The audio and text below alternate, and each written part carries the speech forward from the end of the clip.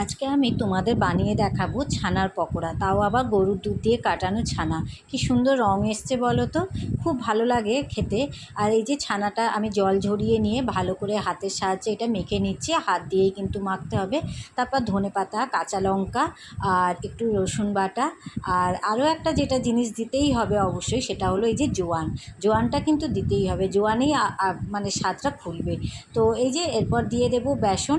এই বেসনটা আপনারা যে কোনো বেসনই ব্যবহার করতে পারেন। এবার দিয়ে দেবো স্বাদ মতো নুন, দিয়ে ভালো করে সমস্ত উপকরণগুলো মেখে নিতে হবে হাত দিয়ে। তারপরে কি করতে হবে, কড়াইতে তেল গরম করতে হবে। তেলটা কিন্তু খুব ভালোভাবে গরম হওয়া চাই। আমি একটা ফেলে টেস্ট করে দেখে নিলাম তেলটা কতটা গরম হয়েছে।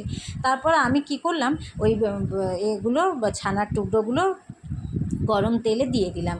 তবে এক্ষেত্রে কিন্তু আপনারা গোল গোল করে বলের মতো করেও ভাজতে পারেন। আমি কিন্তু এইভাবে এলোমেলো করেই ভাজলাম, এতে দেখতে ভালো লাগে। একটা চিকেন পকোড়া একটা লুক আসে, তাই না? খেতে কিন্তু দারুণ হয়েছিল বন্ধুরা। আপনারা কিন্তু অবশ্যই একবার বাড়িতে ট্রাই করবেন, আর করে আমাকে কমেন্টে কিন্তু জানাতে ভুলবেন না।